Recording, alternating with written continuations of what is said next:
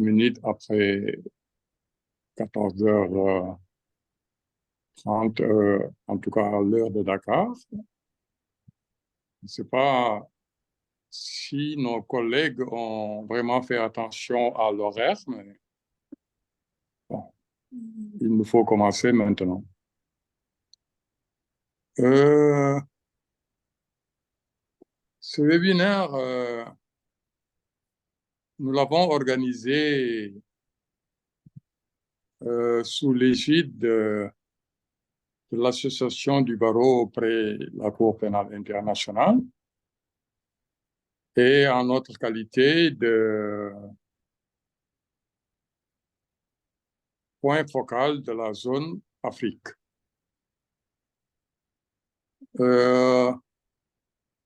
L'objectif de ce séminaire, ce n'est certainement pas pour vous faire une présentation statutaire ou en tout cas théorique de la Cour pénale internationale.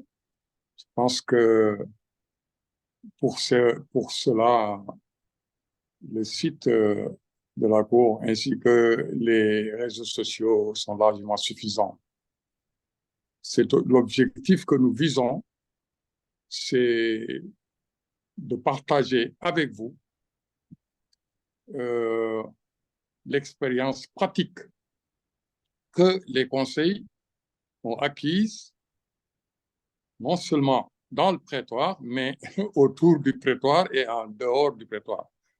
C'est-à-dire que nous avons ciblé des conseils qui travaillent depuis longtemps dans les dossiers et qui ont une profonde connaissance du fonctionnement pratique de la Cour. Ce n'est pas une formation au sens traditionnel du terme.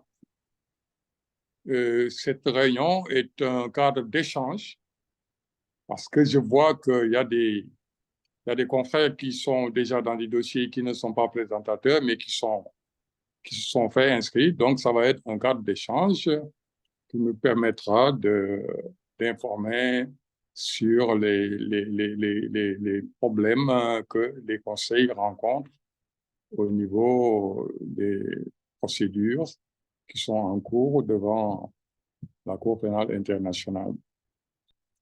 Vous l'aurez constaté, je suis pratiquement le seul homme du groupe, comme quoi les dames ont fini de prendre le pouvoir.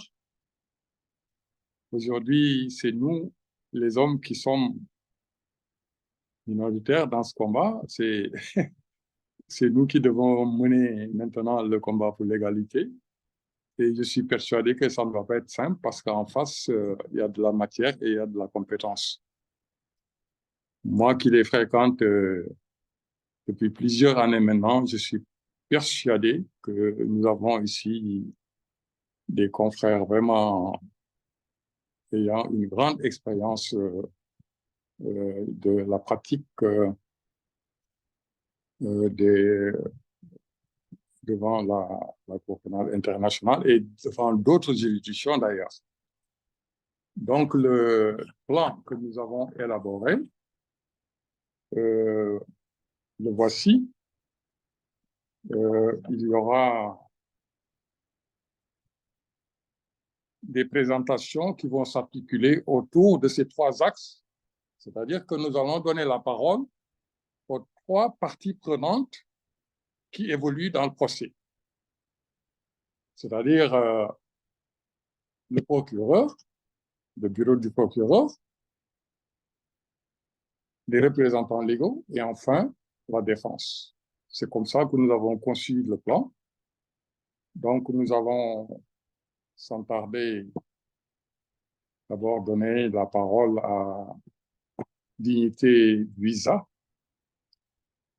pour 15 minutes pour sa présentation qui va porter sur le rôle de l'avocat qui assiste les témoins devant la Cour pénale internationale et les possibilités d'auto-incrimination. Et ensuite, nous aurons Madame Evelyne Ombeni. Et enfin, Madame Anteguissé. Je dois dire que Madame Dignité Bisa, notre collègue, est inscrite au barreau de l'Ituri en République démocratique du Congo et elle est également avocate au barreau de Bruxelles. Elle a longtemps pratiqué devant les juridictions internationales pour assister des témoins et je pense que son expérience va nous être profitable à tous. Donc, sans tarder, je lui passe la parole. Dignité, vous avez la parole. Merci, Harry. Bonjour à tout le monde. Dominique, can you see my screen, please? Mon écran est visible, Anta? Yeah, perfect. Perfect. Merci, merci. Bonjour, je m'appelle Dignité Bouizavisser, comme il l'a dit, et il m'a été demandé d'intervenir sur le thème qui est celui de l'assistance aux témoins qui ont une possibilité de s'auto-incriminer lors de leur témoignage. Je tiens d'abord à remercier la BCPI qui a pensé à mon humble personne pour présenter ce sujet. Et j'espère que mon intervention répondra aux attentes de la BCPI, mais aussi aux attentes de vous qui participez à ce webinaire. Alors, avant de poursuivre, OK, voilà. Avant de poursuivre, j'aimerais prendre quelques précautions préliminaires. Il m'a été donné 15 minutes et dans 15 minutes, je ne peux pas aborder tous les aspects en profondeur de la règle 74. Par moment, je dirais 74, j'espère que vous comprendrez. Et donc, pendant ces 15 minutes, je ne parlerai que des points essentiels de cette règle-là et des éléments pratiques, en pratique, comment ça se passe. Et l'objectif, c'est de servir de guide concret pour un avocat qui serait désigné pour assister à un témoin dont le témoignage pourrait l'auto-incriminer. Et je me souviens que la première fois que j'ai été désignée en tant que conseil pour un témoin sous la règle 74, pardon, je ne savais pas par où commencer, bien que j'ai passé des années à la CPI en tant que dans la défense, je me suis demandé ce que je pouvais faire, par où commencer. Et je pense que ce document pourra répondre à ces questions-là.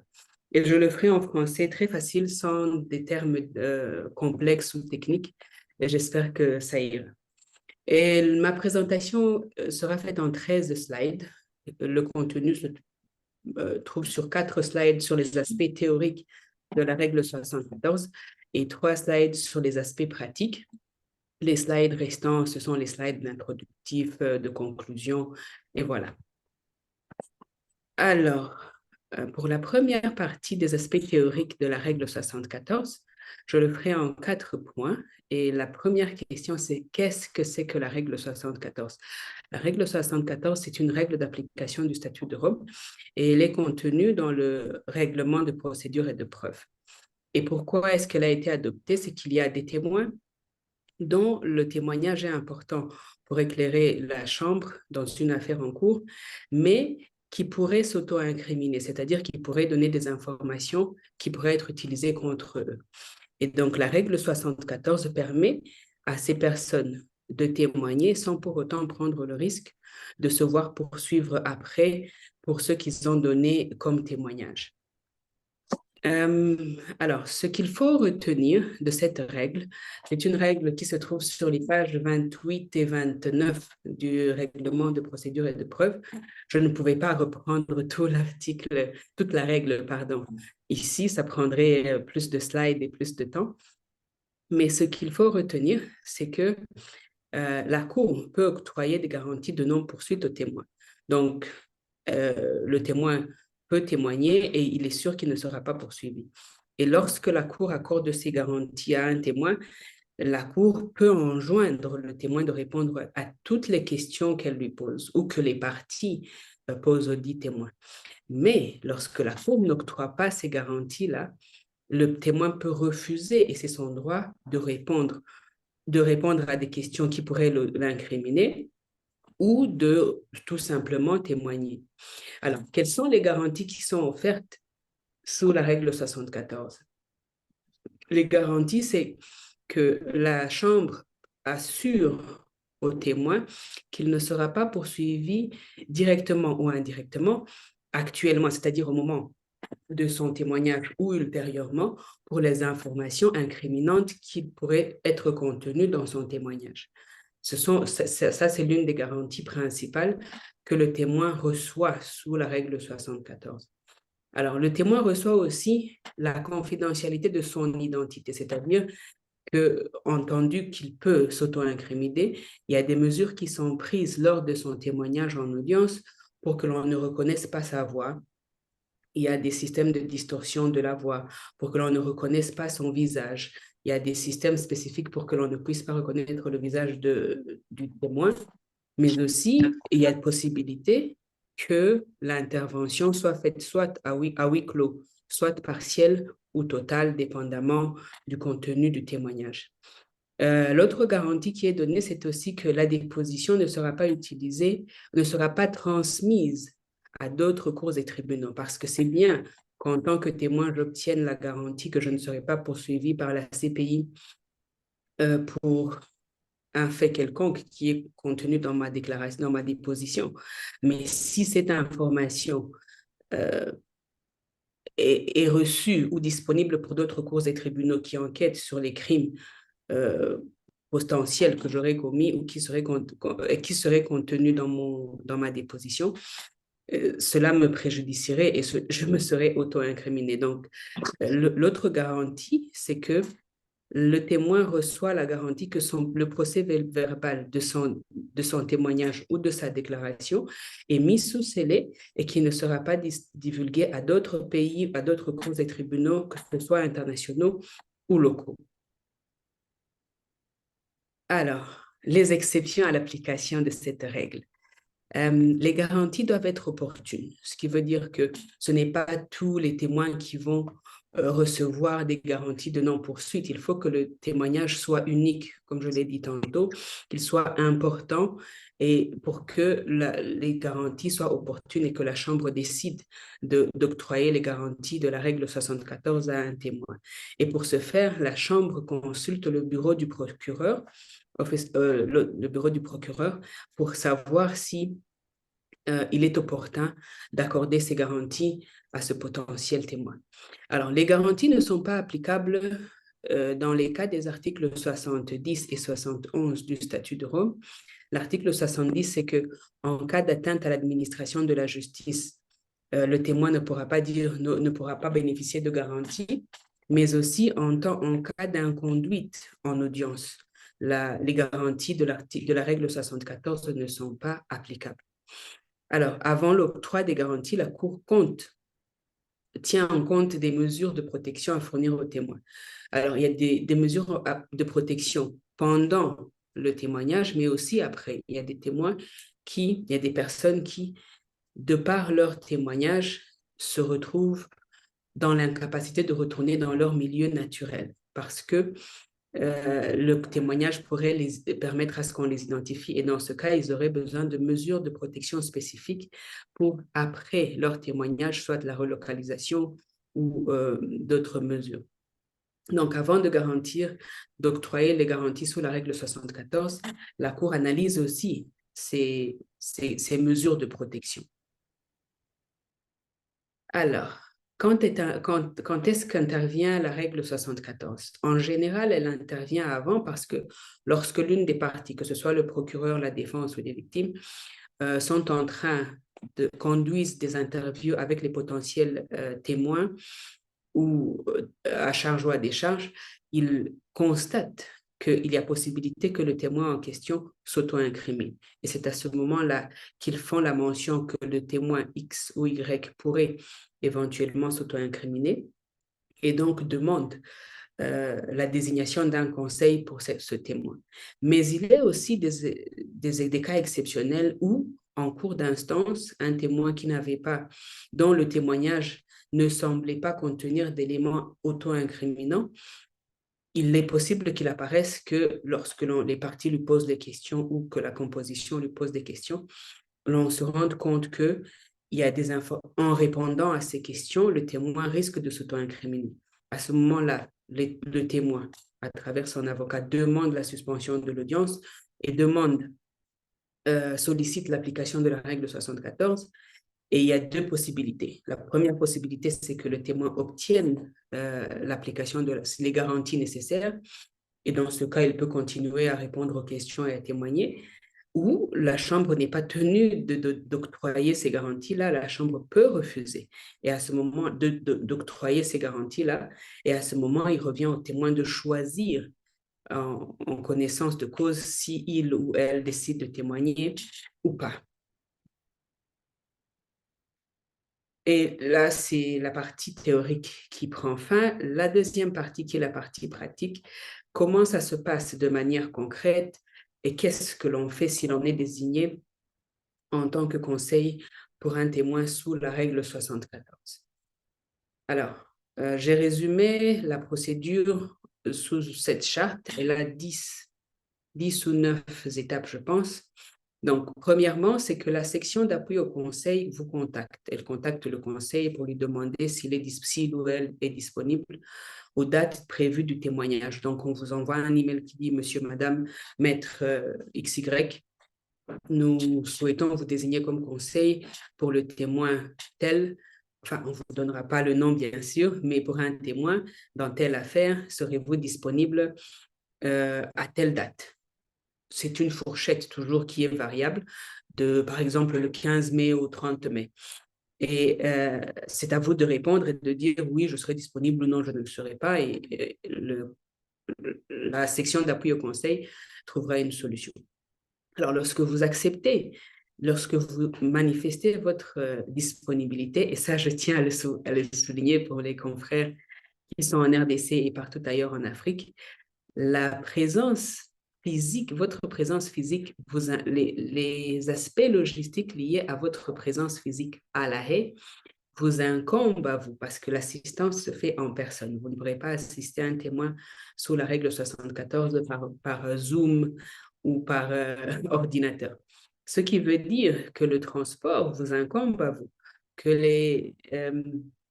les exigences administratives, c'est-à-dire obtenir un visa et le reste, vous incombent à vous pour que vous soyez à La Haye aux dates indiquées. Donc, la deuxième étape, c'est que le conseil, lorsque vous confirmez votre disponibilité, vous recevez la désignation. C'est un papier qui dit que voilà, maître tel est désigné pour assister à un témoin qui témoignera dans le dossier tel à telle date. Ensuite, lorsque vous recevez en tant que conseil votre notification, vous devez vous rendre au siège de la Cour pour des formalités administratives. Pourquoi les formalités administratives? Parce que pour accéder au bâtiment, vous devez suivre un briefing sécuritaire, vous devez avoir un badge d'accès pour pouvoir entrer et sortir lorsque les audiences seront en cours, pendant que vous assisterez votre client. Vous recevez un bureau de travail dans lequel vous pouvez vous asseoir et consulter les documents. On verra les documents tout à l'heure. Et on vous donne aussi un accès au système électronique de la Cour parce que la CPI se veut être une cour électronique et que donc, lorsqu'on vous donnera le matériel du client, on ne vous donnera pas un classeur et de la paperasse, on vous donnera plutôt un accès Internet qui vous permet d'accéder au matériel du client. En quatrième lieu, vous recevez des éléments. Il peut y avoir des documents à lire, des audios, vidéos à visionner ou à écouter, des cartes à analyser et différents types ou formats de matériel qui sont tous liés au témoignage de la personne que vous assistez. Le matériel, la quantité du matériel varie d'un témoin à un autre. Il y a un témoin qui témoignera pendant 2 heures n'aura pas le même nombre de matériel qu'un témoin qui témoignera pendant 40, 50 heures. La quantité du matériel dépend aussi du matériel ou des preuves et des documents et matériels que les parties veulent faire admettre en preuve. Il y a eu des cas de témoins pour lesquels il y avait des centaines et des centaines de vidéos à faire admettre parce que cette personne avait filmé les images. Et donc, dans ce cas, vous aurez un témoin et un grand nombre de preuves vidéo à analyser parce que cela rentre dans le cadre de sa déposition, de son témoignage. Alors, la 5e étape, c'est que vous analysez en tant que conseil, vous analysez les éléments qui vous ont été remis. Comme je le disais tantôt, vous devez tout analyser. Il peut y avoir beaucoup de documents, beaucoup de vidéos, beaucoup d'audio, mais vous devez tout analyser parce que cela vous permet de comprendre ce sur quoi porte le témoignage de la personne que vous assistez, mais aussi cela vous permet de mener votre travail qui est celui de vous assurer d'obtenir les garanties pour les faits ou les sujets incriminants, auto-incriminants. C'est-à-dire, après la lecture des éléments qui vous ont été fournis, vous devez être en mesure de dire le témoin X peut s'auto-incriminer sur le fait A, B, C, D, E. Ça doit être clair, précis et ça doit tout englober parce que la 6e étape, c'est que vous rédigez, en tant que conseil, vous rédigez une requête que vous devez soumettre à la chambre et c'est cette requête, dans cette requête, vous demandez pour votre client les garanties. Et lorsque vous rédigez la requête, vous devez dire vous demandez à la composition la garantie pour le témoin X pour les faits A, B, C, D, E. Il faut que ce soit clair et précis parce que cela permet à la Cour de répondre favorablement ou défavorablement, mais ça permet de clarifier et de protéger votre client pour que demain, après-demain, il ne soit pas poursuivi parce que vous aurez une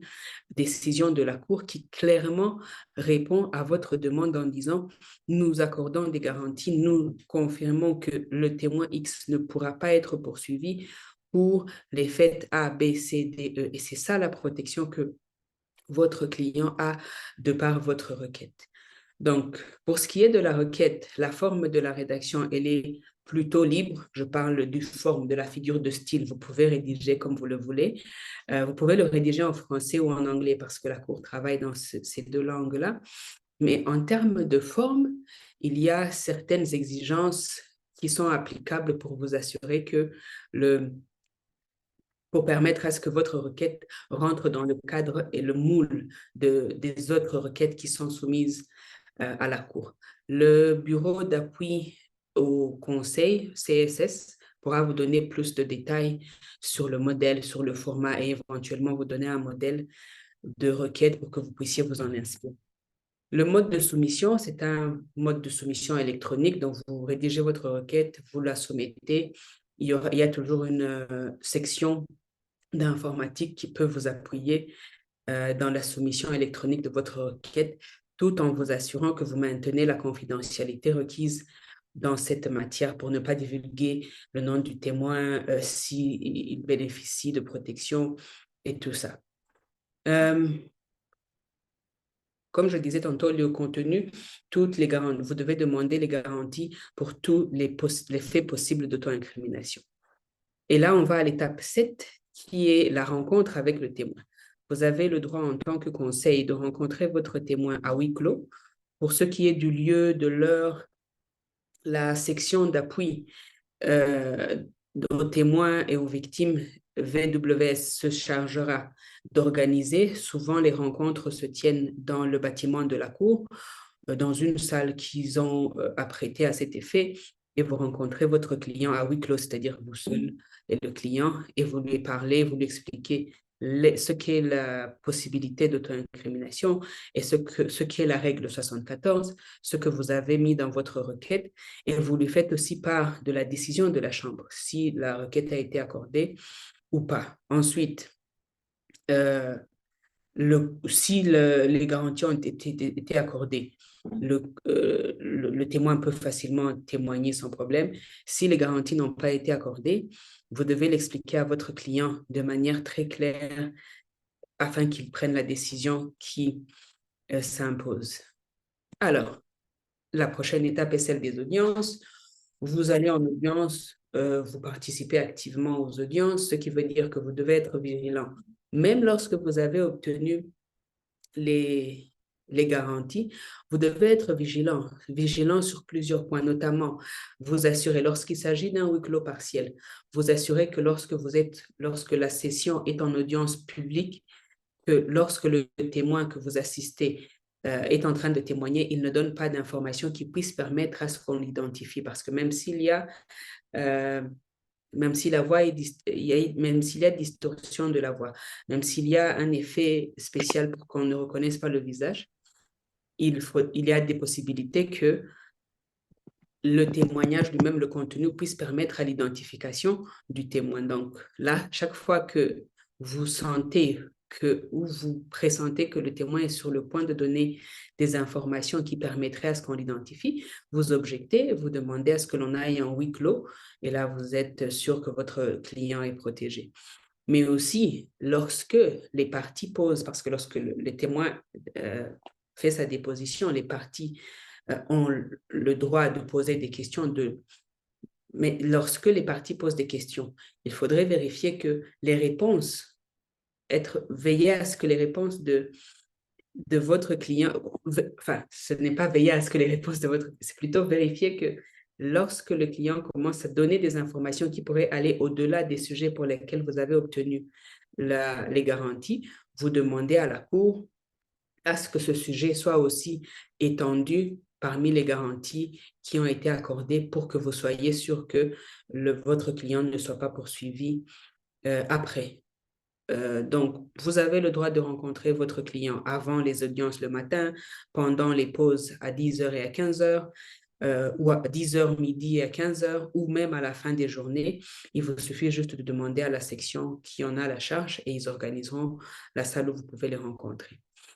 Et ensuite, à la fin des audiences, vous devez soumettre à la section d'appui au conseil CSS une fiche qui résume les heures que vous avez prestées, parce que la personne qui paye, c'est sur base de cette fiche que l'on vous paiera vos honoraires.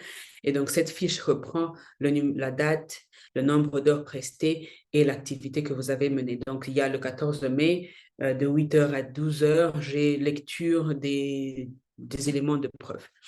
Et donc, ensuite, vous passez au check-out, c'est-à-dire que vous remettez le badge, vous libérez le bureau, vous détruisez les documents éventuels que vous aviez en votre possession. Et voilà, vous êtes à la fin de votre prestation en tant que conseil d'un témoin sous la règle 74 du règlement de procédure et de preuve de la CPI. Voilà pour ma présentation, je vous remercie. Merci infiniment, Dignité. Je me rends compte moi-même que les 15 minutes qui sont accordées ne suffisent vraiment pas pour rendre compte de tout le processus que nous vivons au niveau des audiences. Il y a tellement de choses à faire, mais bon, compte tenu du temps qui nous est imparti, nous n'avons que 2 heures. Ben, moi, je vous félicite pour avoir fait des efforts pour, en tout cas, faire le tour de la question. Nous avons, en tout cas, toutes les informations nécessaires. Je précise simplement à l'attention de nos collègues que ceux qui veulent approfondir ces points-là peuvent se rapprocher de Dominique, que nous avons la chance d'avoir parmi nous, qui est vraiment la cheville ouvrière de l'association du barreau près la Cour pénale, qui va vous donner toutes les indications nécessaires pour approfondir les connaissances. Nous allons passer à la personne suivante, Madame Evelyne Ombeni, Komerwa, qui va nous entretenir de la présence de l'avocat des victimes, c'est-à-dire nous parler de la question qui consiste à témoigner en qualité de témoin et ou présenter des vues et préoccupations. Ce sont des notions extrêmement complexes pour les personnes qui ne sont pas familières au fonctionnement de la Cour. Et je pense qu'après la présentation d'Evelyne, nous aurons une idée beaucoup plus claire de ces notions. Evelyne Komeroy est une avocate inscrite au barreau de Kinshasa depuis 2013. Elle a aujourd'hui 14 années d'expérience dans la représentation légale des victimes devant la Cour pénale. Elle est assistante juridique dans plusieurs affaires. Moi-même, je partage avec elle une équipe et je connais ses compétences, je connais son engagement. Et je pense qu'avec elle, nous allons beaucoup en apprendre sur la représentation légale. Evelyne, vous avez la parole. Merci beaucoup Yaré. J'espère que tout le monde m'entende et j'espère aussi que mon écran est partagé avec vous. Au fait, oui, nous allons nous entretenir ensemble au sujet dont vient d'évoquer mon confrère.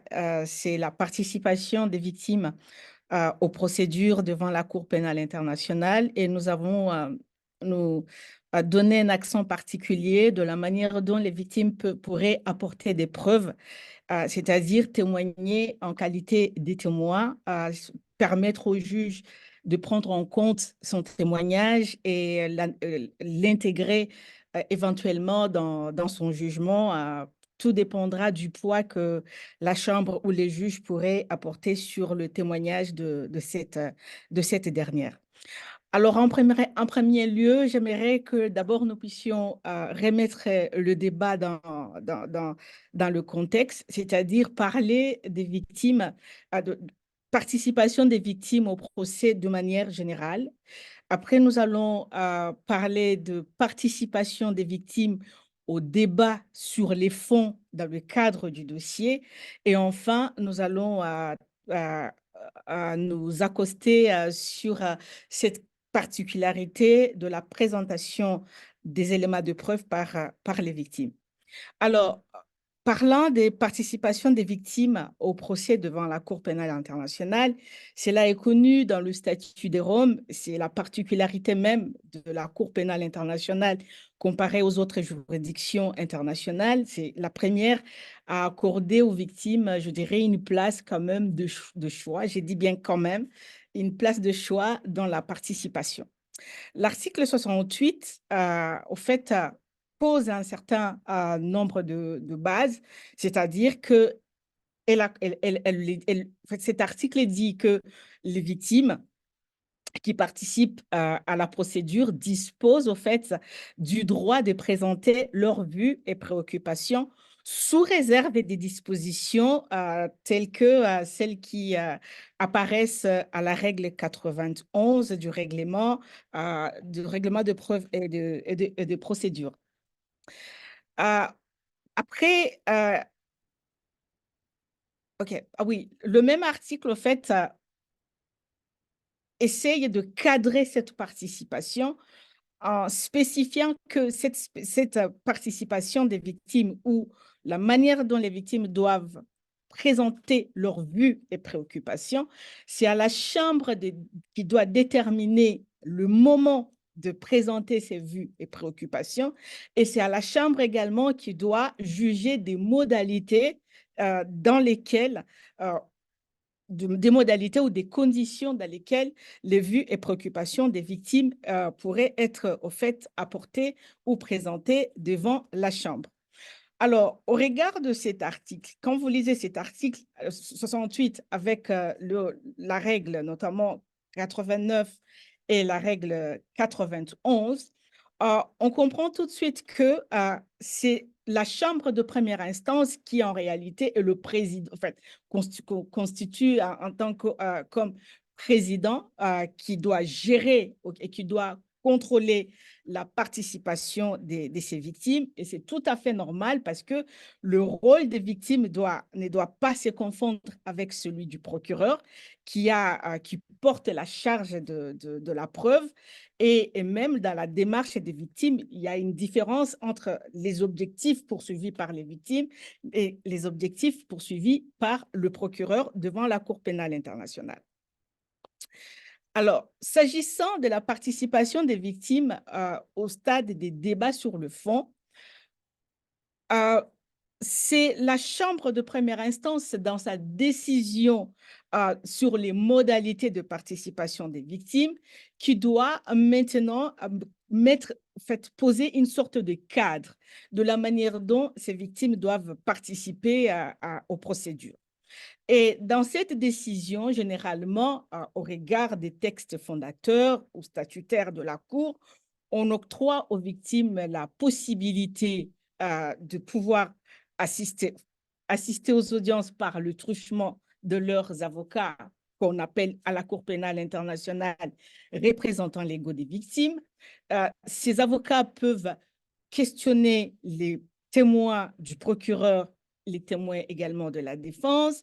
Ces avocats peuvent interroger les experts qui sont appelés soit par la Chambre, par le procureur ou par une autre partie. Les victimes peuvent également intervenir sur des débats sur le fond, notamment des questions qui peuvent toucher à la culpabilité de l'accusé. Cependant, la jurisprudence, notamment la première d'ailleurs, qui a été à l'époque émise par la Chambre d'appel dans le cadre de l'affaire Lubanga, parce que je dois souligner que dans l'affaire Lubanga, dans laquelle j'ai eu la chance, l'opportunité de participer, on a fait face à des difficultés, notamment parce qu'il y avait une sorte de silence dans le statut de Rome. Il y avait vraiment un vide juridique sur notamment les modalités de participation des victimes devant la Cour pénale internationale. Si bien que la Chambre de première instance avait essayé de pouvoir poser un certain nombre de bases, mais il y avait encore certaines questions qui n'étaient pas encore bien étayées, bien éclairées par cette Chambre dans la manière dont ces victimes pourraient participer sans pour autant, ça c'est important de le dire, empiéter aux droits de l'accusé ou des accusés, également sans pour autant porter préjudice à la célérité de la procédure et également au fait, on devrait donner des garanties à la défense que leur participation devrait aussi respecter les droits de la défense. Et donc, la Chambre d'appel avait structuré un certain nombre de points, notamment pour dire que la Cour, nous accordons aux victimes un certain nombre de droits, et aussi une certaine place pour participer, mais par contre, dans le cadre d'apporter des preuves pendant les débats sur le fond ou pendant le procès, cela doit être encadré et contrôlé par la Chambre. Pour la Chambre d'appel, elle avait très bien spécifié que si on devrait retirer ou à chaque fois remettre en cause la participation des victimes, notamment dans l'apport de preuves pendant la procédure, alors leur participation n'aura pas d'effet. Alors, la Chambre d'appel avait spécifié que, au regard de l'interprétation de la Chambre de première instance, il est tout à fait normal qu'on puisse accorder aux victimes cette possibilité, mais par contre, cela ne doit pas constituer un droit, mais plutôt une possibilité à laquelle les victimes la Chambre octroie une possibilité aux victimes, et c'est maintenant aux victimes de pouvoir demander à cette Chambre la possibilité de pouvoir soumettre à la Chambre un certain nombre d'éléments de preuves qu'elle souhaite soumettre dans le cadre de la procédure devant la Cour pénale internationale. Alors, je suis désolée, mon ordinateur est en train de bugger. Je ne peux plus continuer avec, malheureusement. Alors, parlant maintenant de cette jurisprudence de la Chambre de première instance, elle avait bien spécifié que les questions ou les preuves des victimes doivent être produites sur la demande de la Chambre et que les représentants légaux les représentants légaux ou les représentants légaux, s'il s'agit d'un seul représentant légal, doit spécifier dans cette demande, demande que ces représentants légaux soumettent au juge, il doit spécifier un certain nombre de critères afin de pouvoir justifier à la Chambre de pourquoi il estime que la preuve que cette victime ou ces victimes veulent apporter à la procédure devant la CPI pourrait contribuer à la manifestation de la vérité. Alors, un certain nombre de conditions ont été retenues dans cette décision de la Chambre d'appel qui fait office d'ailleurs aujourd'hui de jurisprudence par d'autres chambres qui sont nouvellement établies. D'abord, il faut que la déposition ou la preuve de cette victime contribue à la manifestation de la vérité. Deux, cette preuve ou cette déposition doit être pertinente au regard des questions qui sont en train d'être soulevées dans l'affaire et dans quelle mesure elle peut aider la Chambre à mieux comprendre au fait les faits de l'affaire. Troisième condition, cette preuve ou cette déposition de la victime ou des victimes ne doit pas impacter notamment les droits de la défense et ne peut pas affecter la rapidité du procès. Alors, comment alors le représentant légal, après avoir démontré toutes ces conditions, il doit soumettre devant le juge une requête.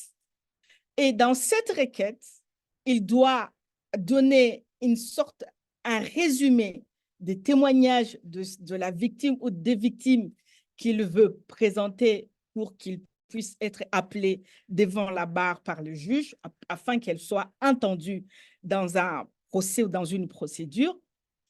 Cette requête doit être appuyée par une déclaration signée par les victimes ou par la victime, un résumé qui apportera un certain nombre de faits sur les éléments notamment factuels, peut-être également sur le côté légal, et elle doit aussi convaincre la Chambre que les intérêts personnels de ces victimes sont concernés par ces témoignages ou par cette preuve. Et pour ce faire, il y a quelques critères d'évaluation des requêtes aux fins d'autorisation de faire témoigner une victime en tant que témoin devant la Cour pénale internationale. Et le premier critère, c'est que le témoignage proposé doit se rapporter sur des points, qui concernent l'affaire. Les témoignages ne doivent pas avoir un caractère répétitif, c'est-à-dire ne doivent pas ou ne doivent pas porter sur des éléments qui ont déjà été suffisamment étayés ou éclairés par le procureur pendant la présentation de sa thèse. Aussi, le thème que la victime se propose d'aborder dans sa déposition doivent suffisamment être liés aux questions que la Chambre doit analyser dans le cadre de son examen des charges portées à l'encontre des accusés. Et ensuite, il faut que le témoignage proposé soit représentatif d'un groupe plus vaste des victimes qui participent à la procédure, qui ont vécu les expériences similaires à celles des victimes qui souhaitent également déposer durant le procès. Il est également important que ces témoignages puissent révéler de nouvelles informations importantes qui se rapportent sur des questions que la Chambre doit analyser dans le cadre de son examen des charges. C'est donc un travail qui incombe à l'avocat ou aux avocats des victimes, les représentants légaux, et ça demande quand même beaucoup de technicité, beaucoup de techniques, mais également une capacité de pouvoir comment dire, analyser suffisamment les preuves qui ont été apportées par le procureur afin de détecter dans ces preuves, du procureur une certaine faiblesse qui pourrait être, au fait, je dirais, consolidée par les témoignages de ces victimes qu'il représente. C'est notamment épingler, par exemple, une certaine faiblesse, des informations qui n'ont pas suffisamment été étayées, qui concernent les charges, notamment dans le cadre du temps temporel, géographique ou même matériel de l'affaire.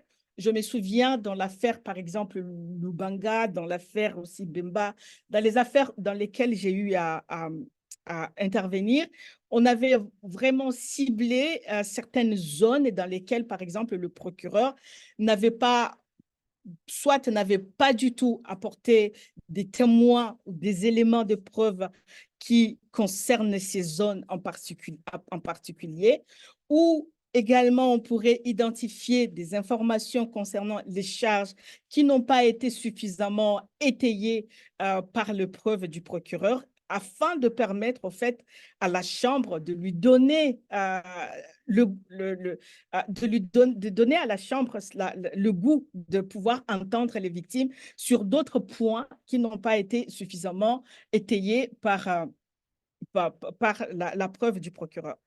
Mais il faut également garder à l'esprit que faire témoigner les victimes et même les témoins n'est pas un travail aisé. Ça demande beaucoup parce que parfois, vous pouvez identifier des victimes qui ont la capacité de reproduire leur témoignage, mais vous ne pouvez pas garantir à cette personne ou vous ne pouvez pas vous-même vous garantir que la manière dont cette personne s'adresse à vous pendant que vous preniez ces déclarations sera la manière dont il pourrait présenter les faits devant les juges.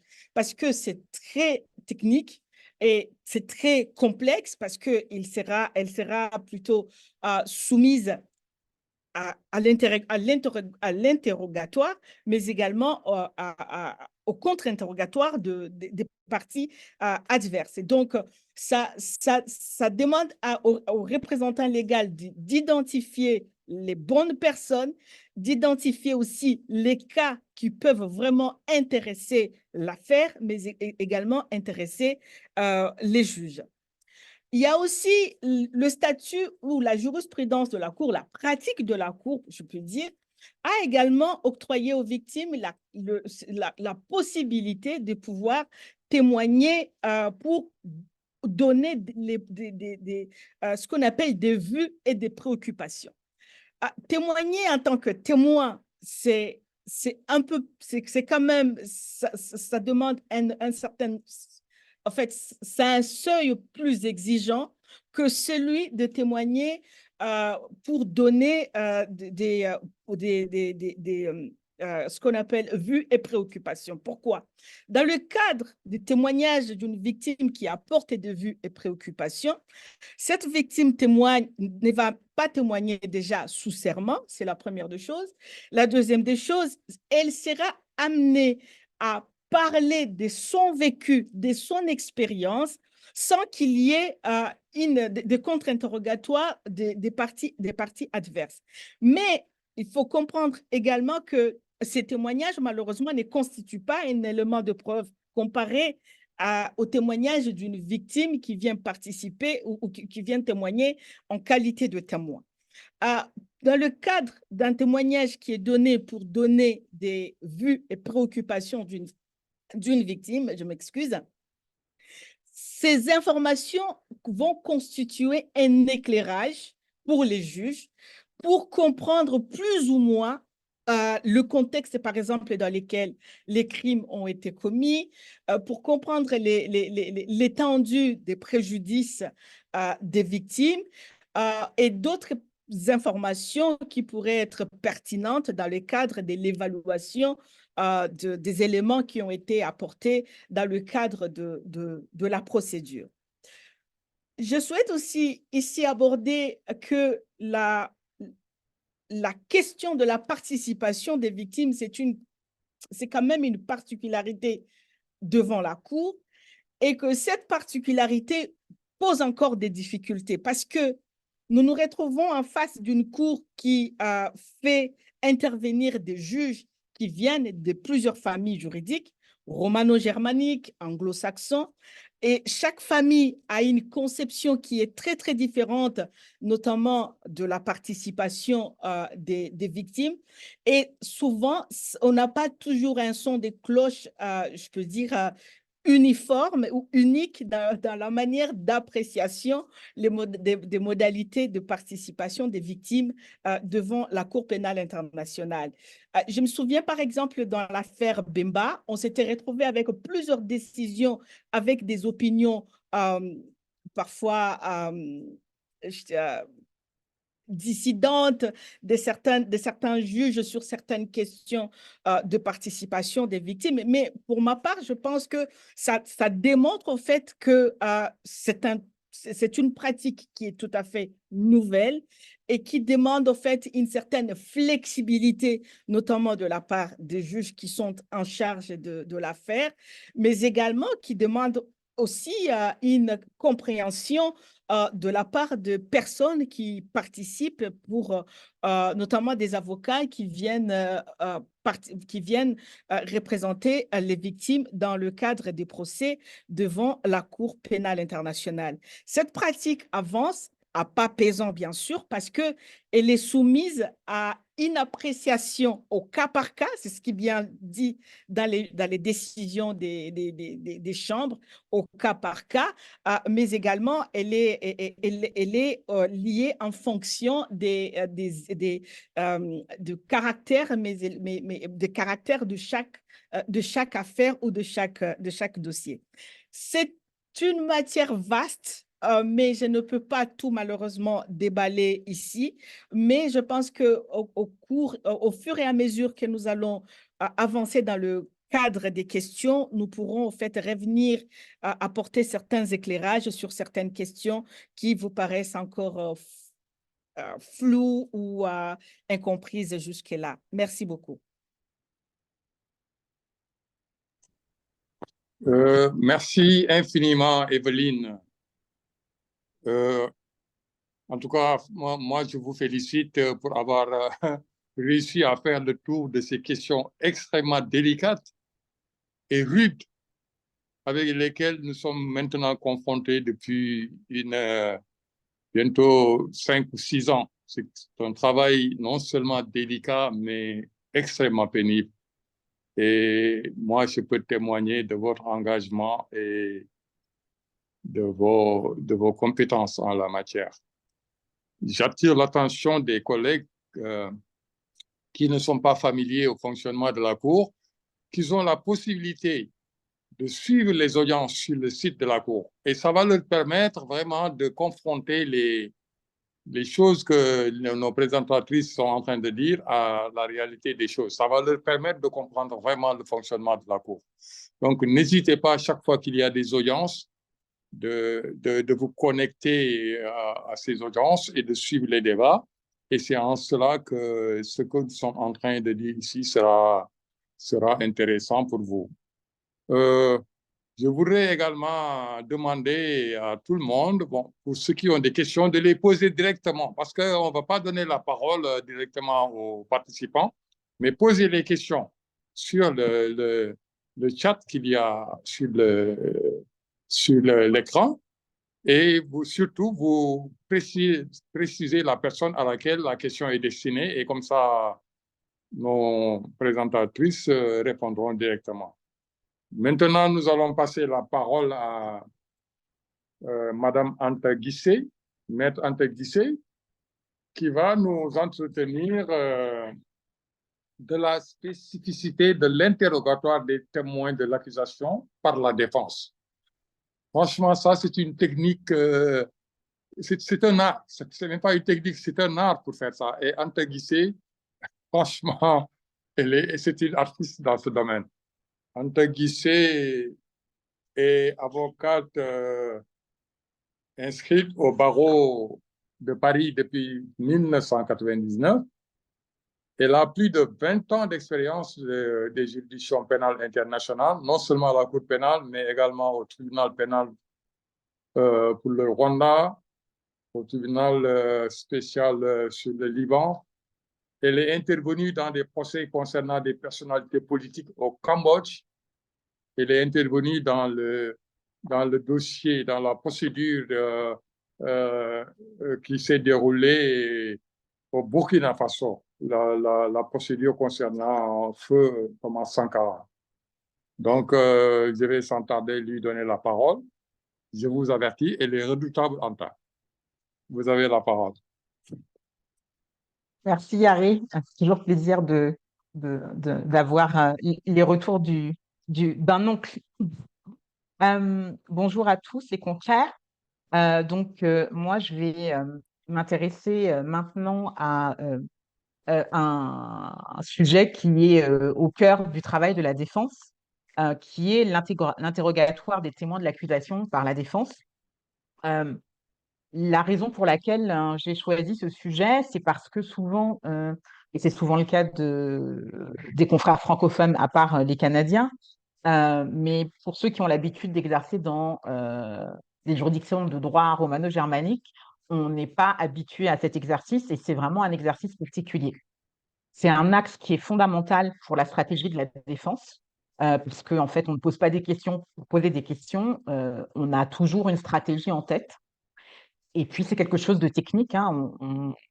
On l'a entendu avec mes deux éminentes intervenantes, il y a beaucoup de choses qui sont de la technique et il faut vraiment connaître les textes et aussi, comme le disait Yarefal tout à l'heure, ne pas hésiter à suivre des procès en cours, hein, à la CPI ou même ailleurs si vous le pouvez. Il y a aussi des choses qui sont sur les archives, que ce soit du TPIR, du TPY, etc. Il ne faut pas hésiter à aller regarder quelques interrogatoires et contre-interrogatoires, et je vais y revenir tout de suite, qu'en fait, il y a beaucoup de choses, c'est la pratique qui l'apprend et c'est l'expérience qui l'apprend. Et c'est vrai que devant la CPI, on a des textes qui prévoient les interrogatoires des accusés, et c'est déjà un droit de l'accusé de pouvoir, et vous verrez que c'est l'article 67 du statut de Rome, qui prévoit qu'on peut interroger, que l'accusé peut interroger ou faire interroger les témoins à charge et obtenir la comparution et l'interrogatoire des témoins à décharge dans les mêmes conditions que les témoins à charge. Aujourd'hui, on va s'intéresser uniquement aux témoins à charge, donc les témoins de l'accusation. Je vais peut-être, comme Evelyne en a parlé, mentionner un petit peu les témoins victimes, mais qu'en gros, quand on est du côté de la défense, on les considère un petit peu comme des témoins à charge. Et ce sera un sujet de discussion intéressant peut-être dans les débats.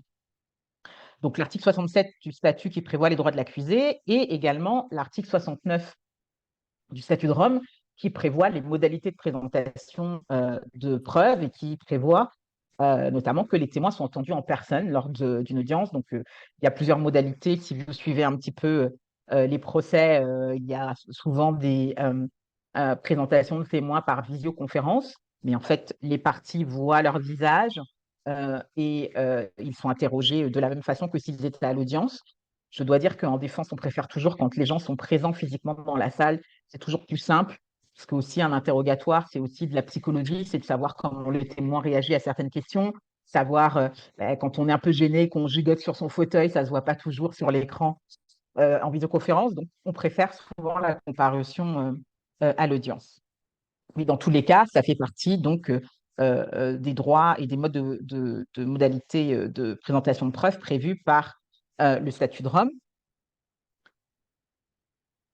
Et dans le côté pratique, dans le règlement de procédure et de preuve, à la règle 140, on prévoit les modalités, la manière dont les débats sont conduits et les dépositions sont présentées devant la Cour. Et il est bien précisé que toute partie qui a dans la présentation de ces moyens de preuve, en vertu du paragraphe 3 de l'article 69, fait appel à un témoin, a le droit d'interroger ce témoin.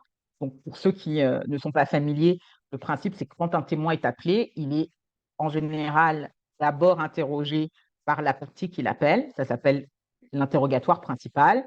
Et après, il y a l'interrogatoire de la partie adverse.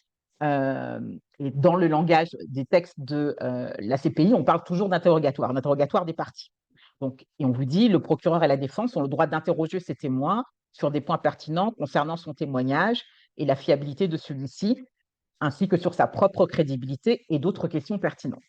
Donc là, on nous donne un petit peu une sorte de début de mode d'emploi pour interroger les témoins. Dans les faits, on constate, qui est important d'avoir en tête pour les gens qui n'ont pas l'habitude de la common law, c'est que l'interrogatoire de la partie adverse, c'est dans les faits un contre-interrogatoire. Et un contre-interrogatoire obéit à certaines règles. Le contre-interrogatoire, c'est poser des questions aux témoins de la partie adverse. Donc moi, je suis en défense. Il y a un témoin de l'accusation qui vient témoigner. Normalement, au préalable, on a eu une déclaration de témoin, on a eu éventuellement des pièces qui sont attachées à ce témoignage. On a des éléments de preuve aussi au dossier qui peuvent être en lien avec ce témoin. Et donc, on fait attention de faire en sorte que les questions qu'on va poser soient en lien avec l'intégralité de ce qui concerne le témoin. Donc, dans les faits, comme je vous le disais, le procureur il procède au contre-interrogatoire des témoins appelés par la défense. Et nous procédons au contre-interrogatoire des témoins à charge. Et donc, parce que ce n'est pas forcément le terme qui est utilisé dans les textes de la CPI, mais que dans les faits, quand on se parle dans les couloirs, dans les praticiens, on parle toujours d'interrogatoire et de contre-interrogatoire. Donc, pour la suite de mon intervention, c'est ce terme que je vais utiliser. Alors, c'est quoi l'objectif d'un contre-interrogatoire?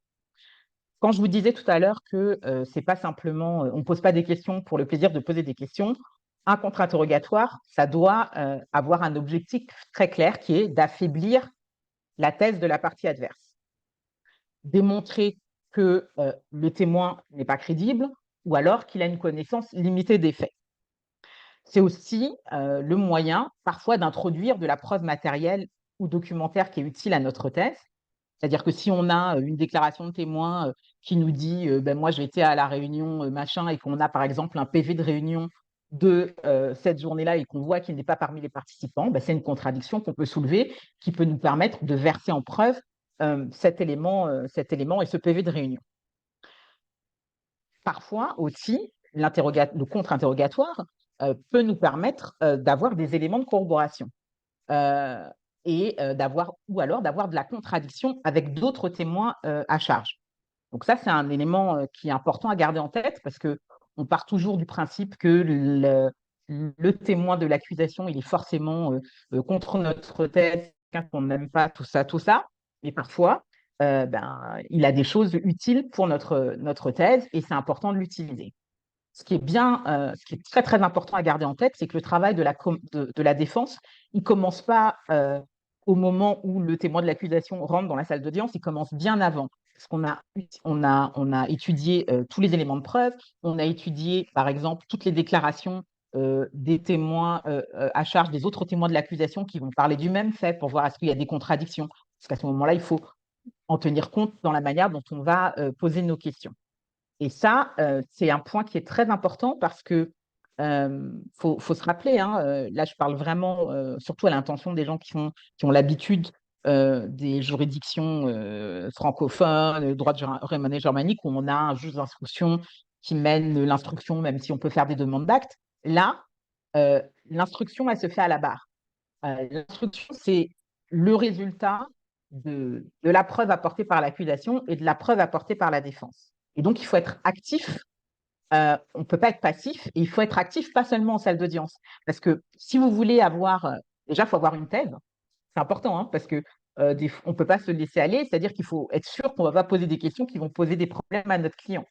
Il faut être sûr qu'on ne va pas avoir des questions qui posent plus de difficultés et on va le voir plus tard, dont on ne connaît pas les réponses. Le principe, c'est que un contre-interrogatoire, on doit avoir déjà la stratégie de défense en tête pour savoir j'ai besoin de sortir ça, j'ai besoin de minimiser ça et j'ai besoin de contredire ça et j'ai besoin de trouver des éléments. Donc, ça veut dire que quand on est dans cette phase-là, on doit avoir un enquêteur sur le terrain qui peut nous rechercher des informations rapidement, tu peux rebondir quand il y a des choses qui interviennent à l'audience. Donc, c'est un travail en continu qui, encore une fois, a commencé en amont du moment où on interroge les témoins. Ensuite, sur la forme du contre-interrogatoire, là encore, c'est un travail, c'est pas… là, je le dis parce qu'on a l'habitude de nos audiences pénales où ah, on va rebondir sur quelque chose, on a regardé un petit peu le dossier et puis on attend de voir ce qui se passe à l'audience. Là, on ne peut pas se permettre. Quand on a un procès où on a 60, 80 témoins, dont 20 vont parler du même thème, on ne peut pas arriver à l'audience sur un témoin de l'accusation et ne pas savoir ce que les 20 autres témoins sur le même thème ont dit. C'est important parce que la défense, ça vient là et le moment où vous voulez soulever des contradictions, c'est à ce moment-là. C'est très important. C'est important parce que c'est des choses que peut-être les magistrats, la cour n'a pas forcément en tête et vous, votre rôle en tant que défense, c'est de dire attention, le procureur vous a amené ce témoin-là, mais il vous en ramène un autre qui va dire le contraire. Donc ça, c'est vraiment fondamental d'être toujours au taquet sur ce que vous avez. Et donc, du coup, dans la manière aussi dont vous posez les questions, il y a une méthode et on va revenir un petit peu plus précisément sur la méthode, mais gardez en tête qu'il faut qu'on soit clair sur les thèmes et puis il faut éviter d'utiliser des questions suggestives. Le contre-interrogatoire, contrairement à l'interrogatoire principal, dont j'espère on aura à parler à un autre moment, mais contrairement à l'interrogatoire principal, on a le droit de faire des suggestions. C'est-à-dire qu'au lieu de poser des questions ouvertes où le témoin va pouvoir faire une réponse de 15 minutes, vous pouvez lui poser des questions extrêmement ciblées, extrêmement vous le contrôlez, vous le tenez un petit peu en fait. Donc par exemple, plutôt que de dire Monsieur le témoin, il y avait combien de soldats au barrage? Eh bien, vous allez dire, Monsieur le témoin, seriez-vous d'accord avec moi pour dire qu'il y avait plusieurs soldats au barrage? Et là, tout de suite, ça, voilà, ça limite le champ de possibilités de réponse. Et vous essayez de le guider. Et un très bon interrogatoire, un très bon contre-interrogatoire, c'est quand un témoin n'arrête pas de vous répondre exact, oui, maître, exact, oui, c'est ça, c'est ça. C'est-à-dire quelqu'un qui vient confirmer les éléments que vous avez, la manière dont vous avez construit votre interrogatoire pour qu'il puisse vous confirmer tout ce dont vous avez besoin pour votre thèse. Alors, ça ne marche pas toujours, ce n'est pas toujours aussi fluide, mais il y a toujours des moments où vous pouvez arriver à ça. Et puis aussi, ça c'est ce que je vous disais un petit peu tout à l'heure, c'est qu'un témoin de l'accusation, ce n'est pas forcément un ennemi. Peut-être qu'il y a des choses avec lesquelles il peut être d'accord avec la thèse de votre client, selon ce que vous avez étudié sur d'autres parties de sa déposition. Il y a peut-être des parties de sa déposition qui ne sont pas négatives. Ça, il faut faire en sorte que vous puissiez le mettre en avant pour les juges. Très important aussi, on ne va pas à la pêche aux informations dans un contre-interrogatoire. Si vous posez une question, c'est qu'il y a un but. Vous savez, vous avez déjà la réponse, vous pouvez le confronter à un document, s'il ne répond pas comme vous le voulez, ça, vous êtes censé maîtriser en fait la manière dont se déroule ce contre-interrogatoire. Et on a des informations et on doit essayer de guider le témoin pour faire en sorte qu'il donne la réponse qu'on attend, la réponse qui nous intéresse. Alors, parce que, effectivement, je ne sais même pas combien de temps il me reste, mais je voulais vous donner quand même les grandes lignes de ce que c'est un contre-interrogatoire. Alors, je n'ai pas inventé la poudre, hein. Moi-même, je suis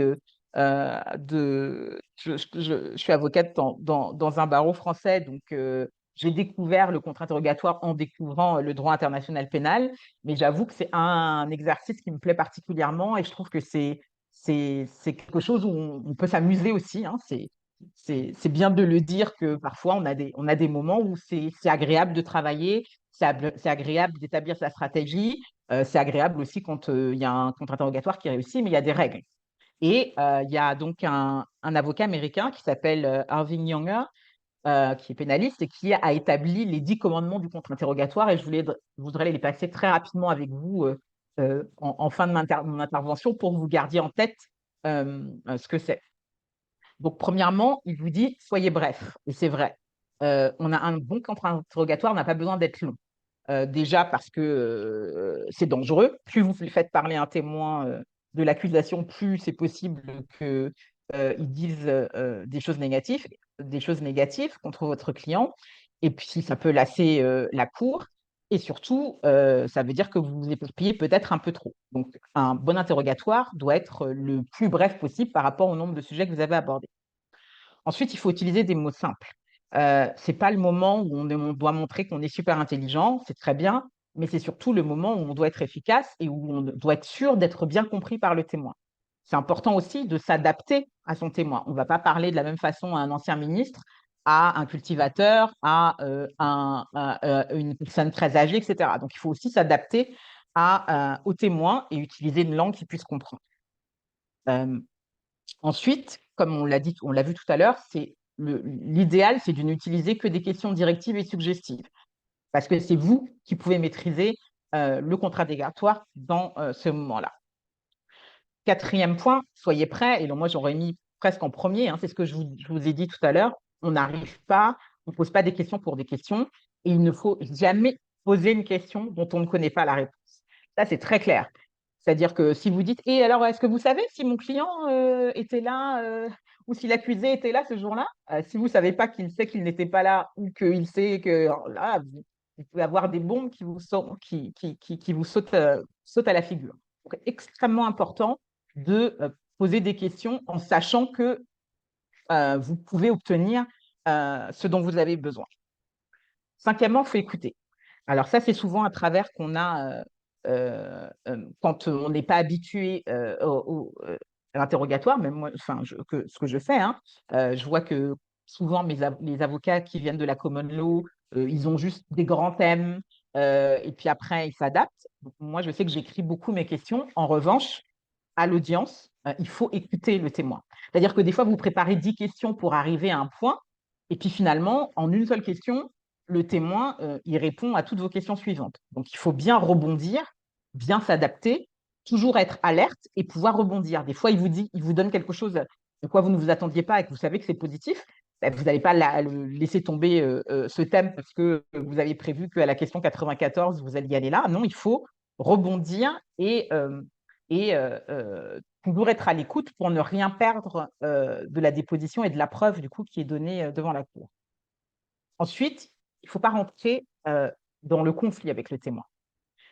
Souvent, parfois, on a des témoins qui peuvent être particulièrement agressifs, qui ne veulent pas vous répondre ou qui sont presque des fois au bord de l'insulte si la cour n'intervient pas.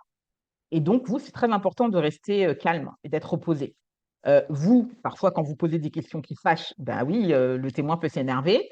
Il faut garder en tête que plus il s'énerve, moins il a de la crédibilité, mais qu'en revanche, si vous vous énervez, c'est vous qui donnez l'impression que le témoin fait mal à votre thèse, et du coup, c'est l'accusation qui marque des points. Ce n'est pas toujours facile, parce qu'il y a vraiment des témoins qui sont extrêmement agressifs, extrêmement retors, mais c'est très important de pouvoir garder son calme, de rester toujours poli, ne serait-ce que pour ne pas avoir d'objection de l'accusation qui nous expliquerait qu'on serait en train de torturer son témoin. Ensuite, il faut éviter la répétition de l'interrogatoire principal, dans le sens où s'il y a des questions auxquelles il a déjà répondu à l'interrogatoire principal et qu'on n'a rien de plus, même si on les avait prévues au départ dans l'interrogatoire qu'on a préparé, dans le contre-interro qu'on a préparé, franchement, ce n'est pas la peine de le reposer. Ou alors, ce n'est pas la peine non plus comment dire, essayer de poser 10 fois la question en espérant qu'il va répondre différemment, parce que des fois ça marche, mais des fois il répond de façon constante. Et là, du coup, l'accusation pourra dire, vous voyez, il a été interrogé 10 fois par la défense sur ce thème, il a toujours tenu la même version, et du coup, ça va lui apporter de la crédibilité. Et ça, c'est important aussi, il ne faut pas donner l'occasion au témoin de s'expliquer. C'est-à-dire que parfois, dans un interrogatoire principal, le témoin dit quelque chose qui est complètement contradictoire, et puis vous dites, je vais bien lui mettre de sa contradiction devant le nez, et comme ça, il sera gêné. Ça ne marche pas parce que parfois, quand il y a une contradiction, il vaut mieux la laisser comme ça et la plaider plus tard, plutôt que de trop creuser et d'avoir finalement une explication qui fait sens. Et là, je donne toujours, je vais revenir, c'est un peu, c'est pas à nous de lui donner le forum pour qu'il s'explique. Si le procureur voulait clarifier une déclaration, il n'avait qu'à le faire au moment de son interrogatoire principal. Ça, je vous le dis parce que souvent, trop donner vouloir d'explications sur des choses, c'est la question de trop. Et là, je le dis toujours, le mieux est l'ennemi du bien. Moi, je me rappelle, un des premiers contradictoires de toute ma vie, hein, c'était au TPIR. Et il y avait une jeune femme qui expliquait qu'elle avait été dans une réunion et qu'elle s'était levée tout d'un coup d'une réunion. Elle était toute ci et c'était dans une réunion, il y avait plein de Hutus. Et vraiment, la manière dont on racontait, on se disait que ce n'était pas crédible qu'elle puisse se lever à ce moment-là alors qu'elle pouvait être potentiellement ciblée, etc. Et donc, moi, dans mon interrogatoire de jeune avocate pleine de fougue, je lui ai dit, écoutez, madame, vous vous rendez bien compte que votre histoire ne tient pas. Et là, elle me dit, eh ben, j'avais mon enfant dans les bras, je l'ai pincé, il a pleuré et c'est comme ça que je me suis levée. Je n'aurais pas posé cette question, je n'aurais pas eu une explication extrêmement rationnelle et j'aurais pu peut-être porter atteinte à sa crédibilité. Mais en posant cette question, la question de trop, et ben, du coup, et ben, elle m'a donné une explication qui a pu être entendue par les juges. Et là où j'avais une contradiction au moment, après l'interrogatoire de l'accusation, je lui ai donné l'opportunité, avec ma question de trop, de clarifier une contradiction. Donc, vraiment, il faut faire extrêmement attention à ça. Le mieux est toujours l'ennemi du bien. Donc, des fois, quand vous avez une réponse que vous dites, ah, là, je peux travailler, je pourrais le plaider, etc., eh ben, on laisse et on ne va pas trop loin. Enfin, bien vous rappeler, ça je le parle beaucoup à un de nos confrères du droit romano-germanique, parce que quand on pose des questions, on s'est déjà vu dans des cours d'assises où on pose des questions qui ne sont pas des questions, où on plaide un petit peu, etc. Alors là, ça ne marche pas du tout en contre-interrogatoire, parce que déjà, ce qui compte en contre-interrogatoire, ce n'est pas tant la question que la réponse. Et puis en plus, ce n'est pas le bon moment pour faire des plaidoiries finales. Déjà parce que quand vous êtes en contre-interrogatoire, il y a d'autres témoins qui arrivent avant. Il ne faut pas trop, comment dire, penser que vendre la peau de l'ours avant de l'avoir tué et que parfois, c'est bien de laisser les choses et de poser les choses et après vous ramasser plus tard, au moment des plaidoiries, toutes les contradictions, tous les éléments problématiques que vous avez pu soulever au fil du temps. Et de toute façon, un bon contre-interrogatoire, il parle de lui-même. C'est-à-dire que quand on a fait un bon travail, on n'a pas besoin de faire une grande démonstration. Les gens, l'accusation, la cour, etc., c'est si vous avez marqué des points. Pour terminer, je voulais faire juste un petit point particulier sur le contre-interrogatoire de l'expert. Alors, en rappelant que l'expert, c'est un témoin qui est particulier dans le sens où ce n'est pas un témoin des faits. C'est souvent un professionnel qui vient, comment dire, témoigner dans son domaine particulier. Ça peut être un psychologue, un psychiatre, un médecin, un spécialiste de téléphonie, etc. Et lui, il va donner une opinion qui ne lie pas les juges. Donc, ça, c'est important. Et quand vous êtes face à un professionnel avec un domaine particulier, il faut faire attention parce que vous n'êtes pas expert. Donc, soit vous avez quelqu'un qui vous appuie parce que c'est très technique, par exemple, quelqu'un qui analyse des images satellites, etc. Et vous allez lui parler de sa méthodologie, éventuellement montrer ses limites, attaquer sa légitimité s'il y a des positions qui ne sont pas dans son domaine reconnues par l'ensemble de ses pairs, etc. Montrer éventuellement qu'il a une opinion subjective et pourquoi, si vous trouvez, dans le cadre de ces questions. Montrer donc les limites de ses connaissances. Il faut faire attention en ne lui posant pas de questions qui le mettent en position de vous donner un cours magistral sur un domaine que vous ne maîtrisez pas.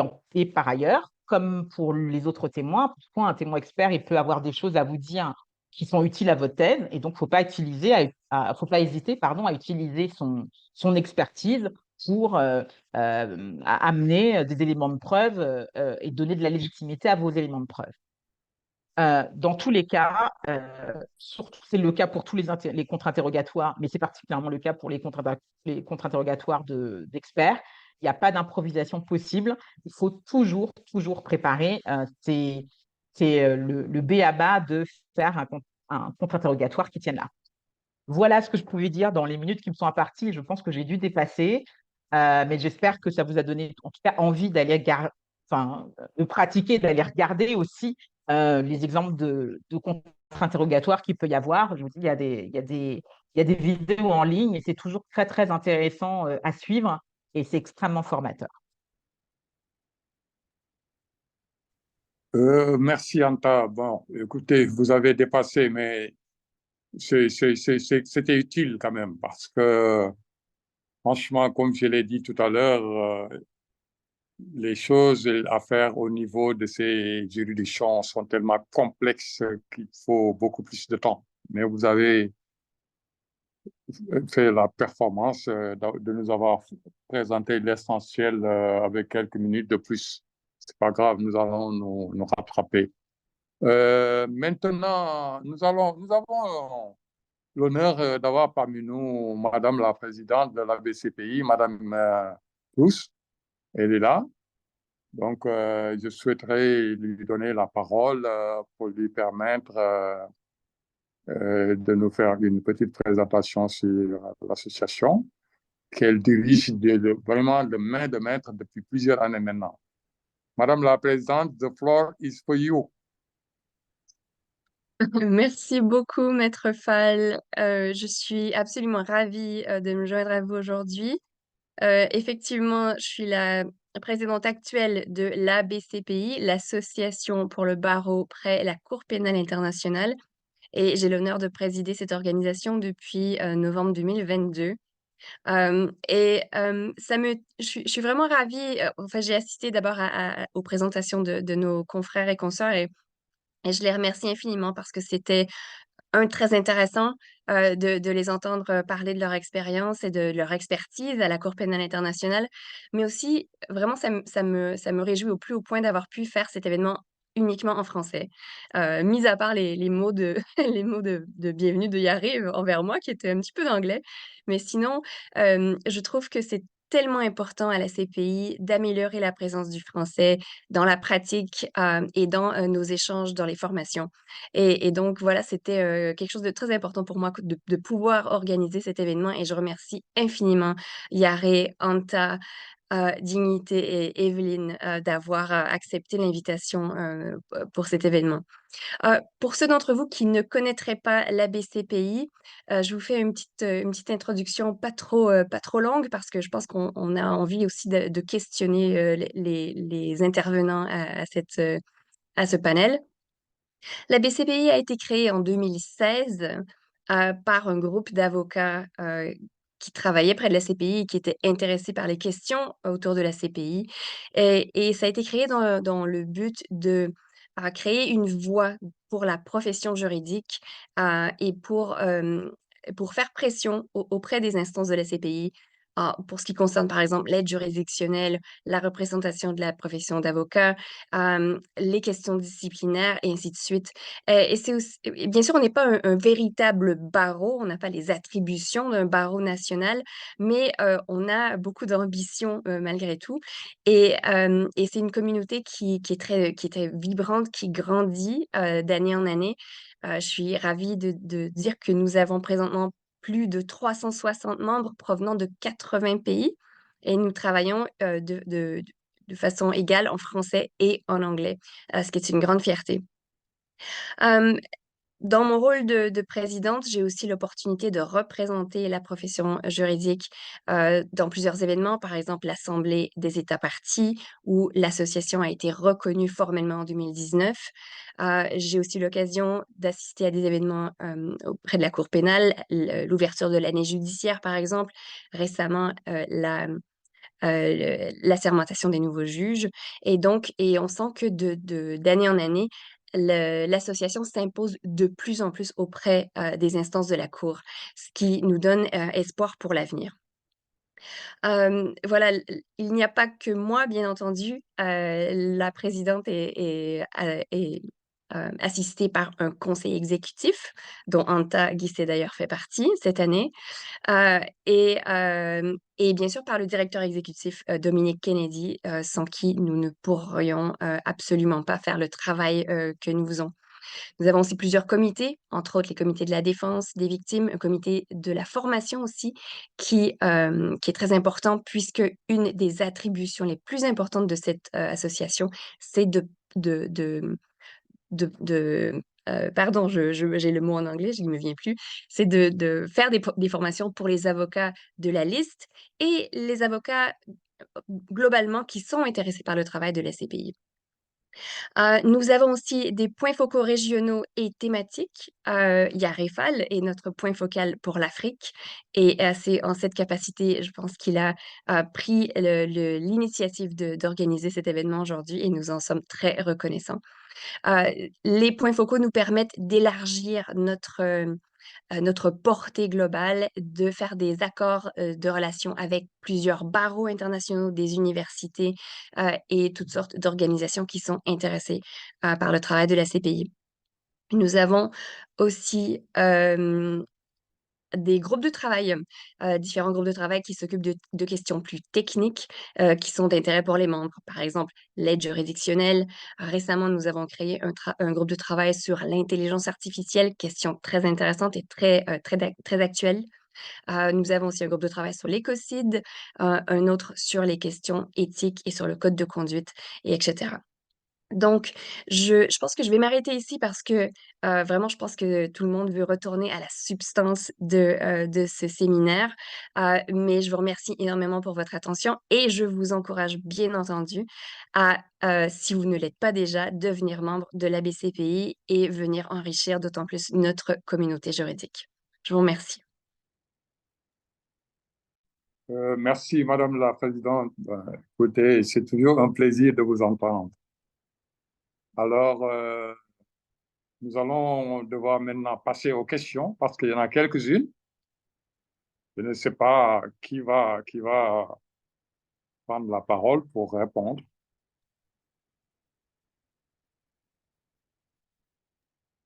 Là, je vois dans le chat enfin, on va peut-être faire ça par ordre de présentation. Je crois que la première question était adressée à Yves. Je crois que c'était Evelyne. Oui, c'est ça. Première question adressée à Evelyne, pour savoir s'il était possible qu'une victime soit représentée à l'audience ou est-il possible que la victime soit présente à l'audience ou sa représentation suffit? Merci beaucoup. Dans la pratique à la Cour, nous représentons plusieurs victimes à la fois et souvent nous nous retrouvons à des milliers de kilomètres de ces victimes, c'est-à-dire la Cour, elle est basée ici à La Haye. Les victimes sont dans leur pays respectif. Donc, faire voyager, déjà, c'est impossible. On n'a pas la Cour n'a pas cette capacité. Et même la représentation légale des victimes n'oblige pas que toutes les victimes viennent témoigner à la Cour, en fait, en présentiel à la CPI.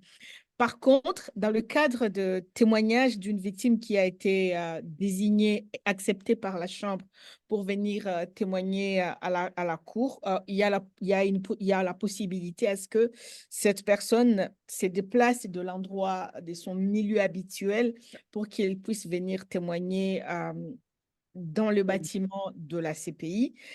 Il y a aussi la possibilité qu'elle puisse témoigner dans son pays ou dans un autre pays, ce qu'on appelle des témoignages par vidéoconférence. Par contre, son avocat sera dans la salle d'audience et pourrait poser des questions étant dans la salle d'audience. Donc, en bref, on ne peut pas faire déplacer toutes les victimes pour qu'elles viennent à la CPI, mais par contre, elles sont représentées par nous qui sommes des avocats et qui avons le mandat de les représenter. Ouais, voilà. Ok, alors il y a deux autres questions pour Evelyne. La première, les ayants droit d'une victime peuvent-ils être admis devant la CPI? Et la deuxième, que prévoit la Cour pénale internationale en cas de vide juridique sur le mode de participation des victimes? Je pense qu'au cours de la présentation, tu avais déjà répondu, mais... Exact. Alors, s'agissant des ayants droit, je pense que vous voulez dire des victimes indirectes. Il y a la règle 85 du règlement de procédure et de preuve, si j'ai bonne mémoire, qui établit que les victimes indirectes sont des personnes physiques qui ont subi un préjudice du fait de la commission d'un crime relevant de la compétence de la Cour. Alors, tout à fait, la Cour peut admettre des personnes indirectes dans le cadre de la procédure. Par exemple, dans le cadre de la procédure dans l'affaire Lubanga, les parents des ex-enfants soldats étaient admis comme étant victimes indirectes dans le cadre de la procédure, mais également d'autres personnes que des parents directs, mais qui ont eu à intervenir lors de tentatives ou lors de l'enrôlement ou de la conscription des enfants soldats.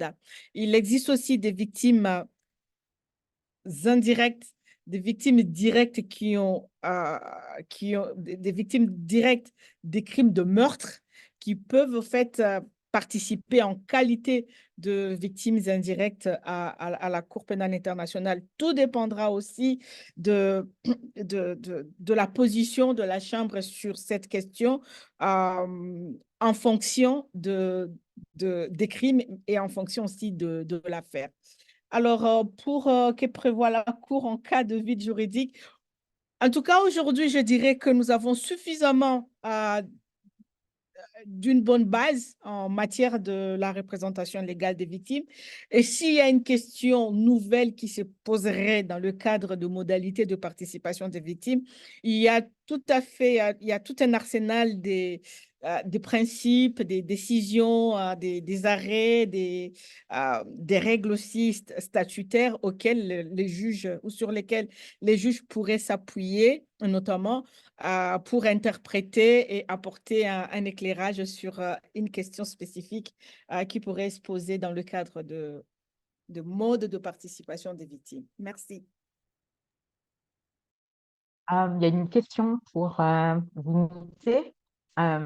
Est-ce que les critères linguistiques sont pris en compte dans la désignation d'un conseil, dans le cas notamment d'arrêt de principe?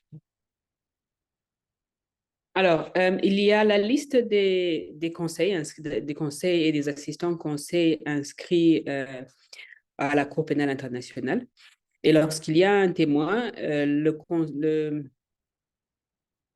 bureau d'appui aux avocats, je l'ai toujours en anglais, CSS, propose des avocats aux clients.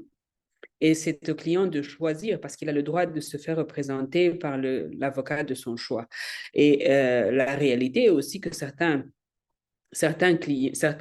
témoins choisissent des clients avec lesquels ils parlent la même langue. Donc, si je suis de la Centrafrique et que sur la liste je peux dire en tant que témoin, demander à la section d'appui au conseil que je voudrais un avocat qui parle ma langue maternelle. Il y a des clients qui le demandent, mais il y en a qui ne le demandent pas. Donc, ça dépend du client, mais ce n'est pas que ça. La section d'appui au conseil propose les avocats qui sont compétents et la question de la langue peut aussi peut faire partie des éléments de sélection ou de choix du conseil par le client. Il y avait une question toujours sur la question de la langue pour moi. Alors, y a-t-il un avantage à contre-interroger dans la même langue que le témoin? Si oui, quels seraient ces avantages? Alors, oui et non, j'ai envie de dire. Oui, c'est toujours bien quand on parle de la même langue qu'un témoin qu'on interroge, parce qu'il y a une connexion qui est plus simple. Parce qu'aussi, et ça c'est très souvent le cas quand les gens sont, par exemple, pas dans la salle d'audience, mais par visio, parfois, ils ont un écran et on leur donne plein d'images et des fois, ils savent pas toujours, ils ont toujours la même voix d'un interprète. Et bon, des fois, souvent, les interprètes disent qui parle, mais pour un témoin qui voit une image, qui entend une autre voix, c'est pas toujours clair. Donc, le fait de parler la même langue, il en reconnaît la voix, il voit quand les voix changent, et donc c'est peut-être plus facile pour lui de suivre. Mais il faut faire attention parce que parfois, on a l'impression qu'on parle la même langue et on ne parle pas la même langue. Quelqu'un qui parle un français, qui ne maîtrise pas le français, qui a l'impression qu'il maîtrise tout, il ne comprend pas toujours la subtilité. Donc, parfois, il peut y avoir des quiproquos. On a l'impression qu'on parle de la même chose et ce n'est pas la même chose. Donc, ça aussi, c'est à l'avocat de faire attention Quand on appelle des témoins, souvent on leur dit, enfin, moi franchement, si je devais témoigner quelque part, je baragouine en anglais, je parle anglais, mais je préférerais témoigner dans ma langue maternelle. C'est plus simple, on est plus précis, etc. Donc, mais c'est vrai que sur la connexion avec un témoin, c'est des fois plus simple de créer un lien, parce que ce soit en interrogatoire ou en contre-interrogatoire, on crée un lien avec le témoin, qu'il soit bon ou mauvais, et c'est bien que de pouvoir s'entendre. Il y a une autre question pour Evelyne, j'enchaîne. Euh, pourquoi une victime est-elle représentée par un conseil qui n'est pas staff de la Cour alors qu'il y en a au sein de l'OPCV?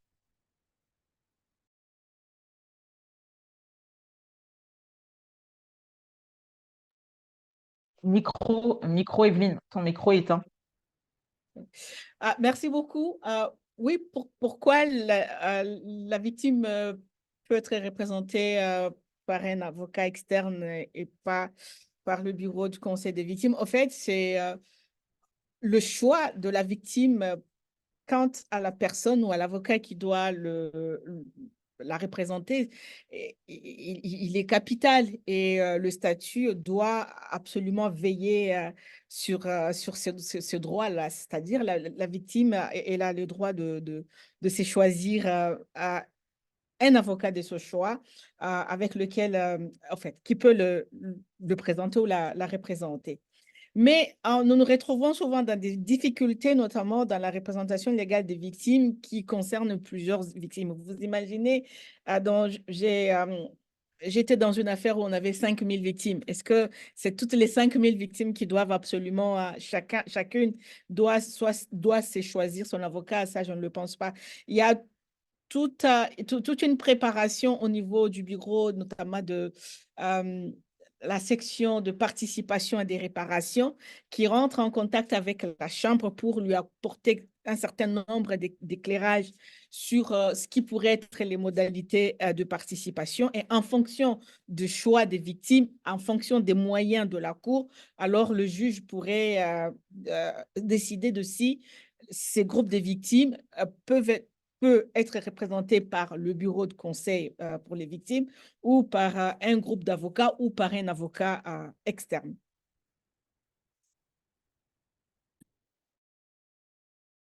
Alors, j'ai vu qu'il y avait des questions ensuite à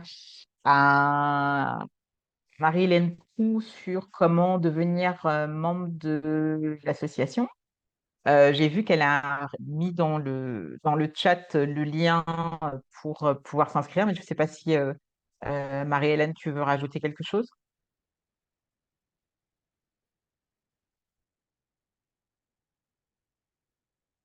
Bon, a priori, les informations pour rejoindre la BCI sont en tout cas figurent dans le chat. N'hésitez pas, il y a un site internet et vous pouvez y aller. Ensuite, il y a une autre question à Evelyne et à moi-même. Alors, un représentant légal peut poser des questions à la victime en pleine audience. Un conseil de l'accusé peut poser des questions à la personne qui l'assiste en pleine audience.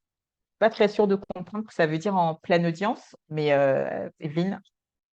Oui, c'est naturel. Si une victime est appelée à témoigner devant la cour, c'est une victime qui a été appelée par son représentant légal. Donc, ça va de soi que celui-ci puisse poser des questions à la victime. Donc, je dirais oui, le conseil de victime peut poser ou doit poser des questions à son client qui est venu témoigner. Et pour répondre à la question, si c'est la même pour l'accusé, ben, l'accusé, on ne lui pose des questions que s'il il envisage de témoigner et l'accusé a la possibilité de garder le silence. Donc, s'il ne témoigne pas, on ne lui pose pas de questions, en tout cas à travers la procédure, mais bien sûr, on est en communication constante avec le témoin, avec l'accusé, pardon, y compris pendant les audiences quand on a besoin d'avoir une information complémentaire ou si on a besoin, mais là, c'est en interne. Voilà. Encore question pour Evelyne.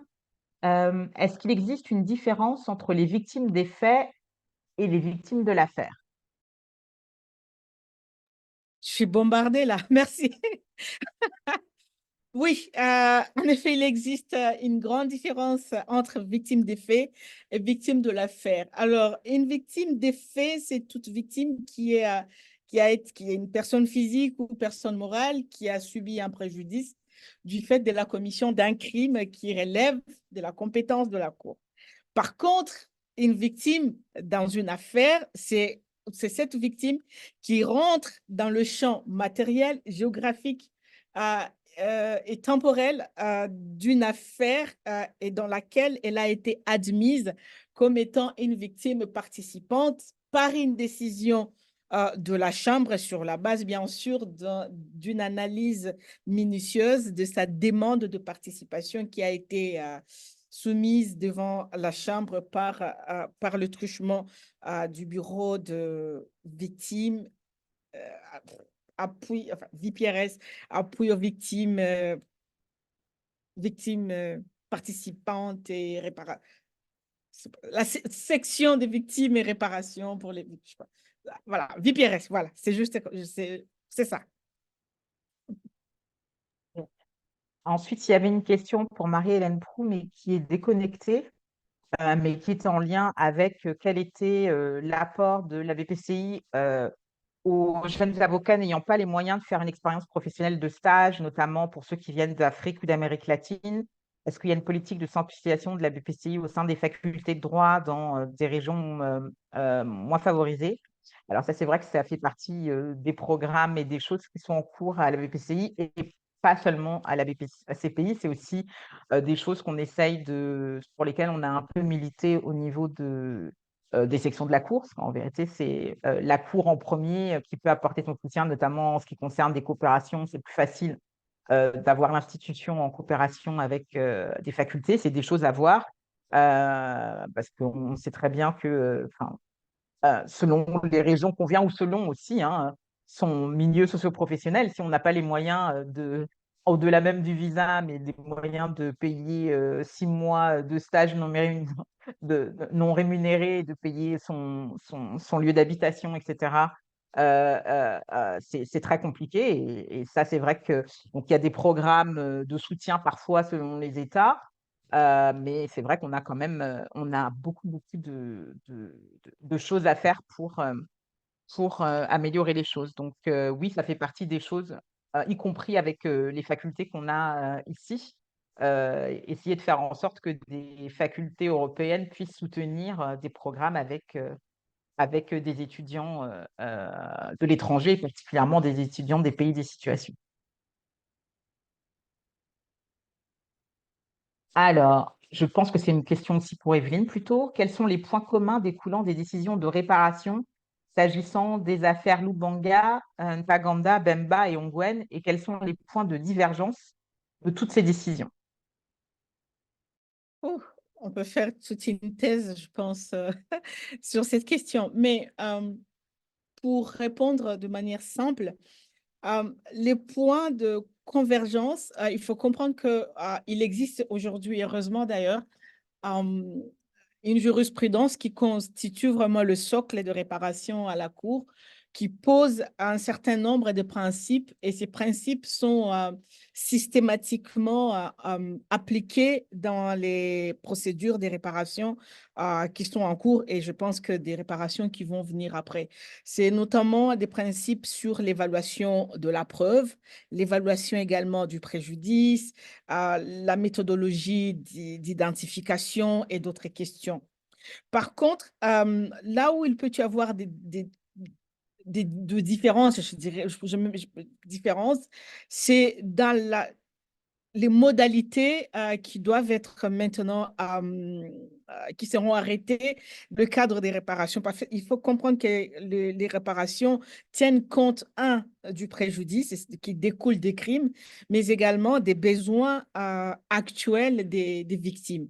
Donc, les besoins, par exemple, des victimes ex-enfants soldats ne sont pas toujours les mêmes avec, par exemple, les victimes des viols. Aussi, les modalités de réparation qui pourraient être appliquées pour des victimes de pillage ne peuvent pas être forcément les mêmes qui pourraient être appliqués, par exemple, pour les victimes de meurtre. Donc, moi, je pense que c'est en fonction de sur les modalités, il peut y avoir des différences, mais par contre, sur les principes, notamment d'évaluation, il y a beaucoup de similitudes dans le cas, dans l'application en fait de ces principes pour tout, dans tous les dossiers de réparation dans lesquels j'ai eu à participer. Il y a une question sur des conseils qui sont demandés, on va revenir tout à l'heure par une jeune consoeur, parce qu'il y a aussi une question un peu liée plus tard, mais d'abord une question à dignité. En dépit du mémoire sollicitant la protection du témoin, s'il est coauteur ou complice d'un cas de subornation de témoin, quelles sont les conséquences de ces dépositions pour lesquelles vous l'aviez assisté? Seront-elles prises en compte par la Cour ou elles seront écartées? Merci pour la question. Je ne suis pas sûre d'avoir bien compris la question parce qu'elle semble avoir deux volets. Mais pour ce qui concerne la subornation de témoins, dans ma présentation, j'ai mentionné le fait que la règle 74 ou 74 ne s'applique pas. Il y a deux cas dans lesquels elle ne s'applique pas. C'est celui de l'atteinte à l'administration de la justice et de la méconduite durant les audiences. Et la subornation de témoins est une atteinte à la subornation, à l'administration de la justice. Donc, un témoin ne pourrait pas demander des garanties pour des faits ayant trait à la subornation de témoins, mais aussi il faudrait que Voilà, en bref, c'est ça la réponse. Alors, les conséquences des dépositions sur lesquelles vous l'avez assisté, là, je ne comprends pas. Peut-être que la personne peut envoyer un autre message plus Non, clair. peut-être c'est juste que si je pense que c'est la question de la conséquence du fait qu'il y ait eu subornation de témoin, c'est comment on considère sa déposition. C'est-à-dire, euh, je pense que après c'est une question générale hein, de l'évaluation de la preuve. Si on a un témoin qui a participé à des manœuvres frauduleuses dans le cadre du procès, est-ce que on va considérer que son témoignage est valide ou pas? Ça, c'est vraiment à la Chambre de déterminer en fonction non seulement du témoignage, mais également de tous les autres éléments de preuve. Est-ce qu'il y a des éléments de corroboration ou pas, ou est-ce que son témoignage, en définitive, ne sera pas fiable? Exactement, merci. La question qui était adressée par la consoeur qui disait « Bonjour et merci pour toutes ces interventions. Ma question est la suivante. En tant qu'avocat francophone inscrit sur la liste des conseils adjoints depuis 4 ans, je souhaiterais savoir comment faire valoir mes compétences en tant qu'avocat en exercice afin d'intégrer une équipe de défense. Quelles sont vos recommandations? Nous avons très peu d'informations sur ces questions pratiques. » Alors oui, ça, c'est la question toujours à 1 000 euros. Comment on fait pour avoir un dossier à l'international? Comment on fait pour intégrer une équipe de défense? C'est vrai que on n'est pas dans une cour où il y a une centaine d'affaires en même temps, donc les places sont limitées, et que c'est vrai aussi que des gens qui ont déjà de l'expérience, ils ont tendance à être repris plus facilement. Comment faire pour avoir de l'expérience? On a parlé quand on est jeune professionnel et qu'on a besoin de manger, c'est pas toujours évident de pouvoir venir travailler pro bono. Il y a un système qui existe quand même à la Cour qui s'appelle visiteur professionnel. Ça, c'est intéressant parce que c'est des postes qui peuvent être financés, indemnisés. Alors, ce n'est pas forcément un vrai salaire, mais indemnisés. Il faut voir avec parfois son barreau, il faut voir avec les différentes universités, avec les différentes organisations, parce qu'il y en a qui arrivent parfois à comment dire, financer certains sujets, certains projets professionnels.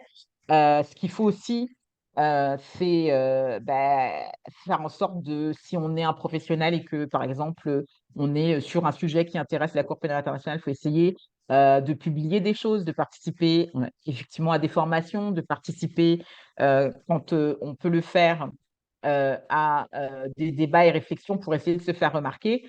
Maintenant, pourquoi est-ce que c'est forcément plus facile pour des gens qui ont déjà mis un pied dedans, pour des gens qui ont fait parfois des troisième cycles, des études spécialisées. C'est sûr que quand on a, par exemple, fait une thèse ou un master spécifiquement sur le droit international pénal, c'est des CV qui reviennent plus facilement. Après, je rappelle que la BCPI a une représentation pour le personnel de soutien ou pour les conseils, et qu'en fait, vous pouvez aussi écrire aux responsables des différentes commissions et voir, proposer, envoyer des CV, faire des candidatures spontanées. Ça marche aussi. Si vous avez une acquaintance particulière avec un pays de situation, si vous avez, et ça je parle notamment souvent aux confrères des pays de situation, avoir parlé la langue, c'est un plus. Pouvoir se dire qu'on est à la fois juriste et à la fois qu'on peut entendre les témoins dans leur langue, qu'on peut suivre les audiences, voir s'il y a des problèmes de traduction et tout ça, c'est des choses qui sont des atouts, il ne faut pas hésiter à le mettre dans le CV. Après, je n'ai malheureusement pas de solution miracle, hein, mais il ne faut pas hésiter à envoyer en tout cas des candidatures spontanées, ça marche aussi. Une question pour Ding. Ok, ça je l'ai déjà dit. Il y avait une question pour chacune des présentatrices et pour Maître Yarefal aussi. On va peut-être commencer par lui. Quel héritage aimeriez-vous léguer à la nouvelle génération qui démontre les mêmes passions que vous? Merci, Anta. Mais écoute, il n'y a pas de secret. Le monde dans lequel nous vivons est un monde de compétition. Je pense qu'on ne peut pas prétendre travailler dans ces affaires si on n'a pas les compétences. Il faut se former. Il n'y a pas de secret. Madame la Présidente nous a donné tout à l'heure tous les liens qui vous permettent de vous rapprocher de l'association avec les organes de formation, etc. Les personnes que vous voyez qui sont en train d'intervenir dans ce panel, mais il faut encore regarder leur CV. Il faut se former et il faut être à niveau.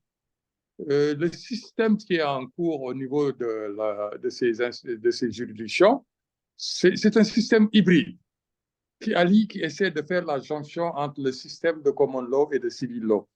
Nous, les avocats de la civil law, nous avons beaucoup à apprendre parce que même si on dit que c'est un système hybride, ce qui est dominant, en tout cas, ce qu'on peut constater, c'est que c'est le système de la common law qui prédomine. Donc, il faut s'investir, apprendre et se former pour pouvoir compétir et obtenir des dossiers, ou en tout cas être désigné par une victime, etc. Moi, le conseil que je peux donner à nos jeunes confrères, surtout les jeunes confrères de la zone Afrique, c'est que je constate que la Cour pénale internationale est très mal connue, parce que simplement, les gens ne s'y intéressent pas, alors que tout est là pour qu'ils puissent se former. Si vous allez sur le site de la Cour, si vous allez sur le site de l'association, vous avez toutes les informations possibles et vous pouvez vous former pour avoir vraiment le niveau qui vous permettra d'intervenir dans ces affaires. Moi, c'est le seul héritage que je peux vous donner. Il n'y a pas de secret. Merci. Dignité pour l'héritage, même si je me demande si à ton âge, on peut déjà tu peux déjà penser à ton héritage, mais bon, donnons la parole à la jeunesse. Bon, écoute, en termes d'héritage, honnêtement, je ne prétendrai pas avoir d'héritage à léguer, mais la question, c'est quoi? Tu peux la reformuler, s'il te plaît, Anta? Qu'est-ce que tu aimerais avoir laissé comme héritage à la nouvelle génération qui démontre les mêmes passions que toi? Leur dire que c'est possible et qu'ils fassent mieux que ce que j'ai fait, voilà. Ok. Anta, je pense que nous arrivons au terme de notre réunion. On Et arrive, il y a encore une dernière question. allons-y alors. Il y a encore une dernière question qui était, oups, ouf, je l'ai perdue. Elle a disparu. Je crois que c'était, si c'est, voilà. Est-ce que c'est possible pour les avocats que qui n'ont pas une expérience concrète dans le droit pénal international d'intégrer la liste d'assistants légaux de la CPI si nous pouvons prouver des compétences utiles, par exemple linguistiques, plusieurs langues ou être juriste linguiste? vous connaître déjà un peu les affaires de la Cour en suivant les audiences ou parce que nous travaillons déjà avec d'autres sections de la Cour. Alors, bon, le système, je ne suis pas une pro du système administratif de comment ça marche, mais je sais qu'il y a beaucoup de paramètres qui sont pris en compte. Et après, selon les postes, il y a des paramètres différents. Si vous êtes juriste et linguiste et que vous travaillez dans un pays de la situation, vous pouvez avoir un poste d'assistant linguiste où vous pouvez avoir, il y a des nombres, enfin, des années d'expériences différentes dans des domaines différents qui sont prises en compte pour certains types de postes. Il y a des postes où vous avez besoin d'avoir 5 ans d'expérience en droit international pénal, d'autres où ça va être 2 ans, 1 an si vous êtes, ou pas du tout, si vous êtes juste assistant linguiste par exemple. Vous pouvez être juriste et linguiste, mais vous pouvez avoir le poste de linguiste sans avoir particulièrement d'expérience en droit pénal international. Ce qui est important aussi quand vous allez faire vos CV, si vous avez une expérience en droit criminel, par exemple, ou des choses comme ça, il faut les mettre en avant parce que c'est des choses aussi qui peuvent être prises en compte. Quand vous faites, et ça les gens n'y pensent pas assez, mais il y a plein de jeunes qui vont faire du bénévolat, par exemple, pendant leurs études et qui vont travailler pour des organisations de sensibilisation à la CPI ou qui vont travailler, qui vont faire des notes de synthèse, de suivi de la CPI ou qui vont travailler avec des organisations de lutte contre les droits de l'homme, etc. Ça, c'est des choses qui peuvent aussi comment dire, compter dans les expériences à l'international, mais donc il faut aussi bien présenter son CV en mettant bien en avant toutes les choses qui peuvent avoir un lien avec la justice pénale internationale. Alors, selon les expériences, c'est pas, enfin, je veux dire, une expérience d'1 an va être considérée comme une expérience de 6 mois parce qu'on va considérer que c'est quand même pas pareil que d'avoir travaillé dans une juridiction. Mais voilà, il y a des choses qui, mises bout à bout, peuvent être mises en avant.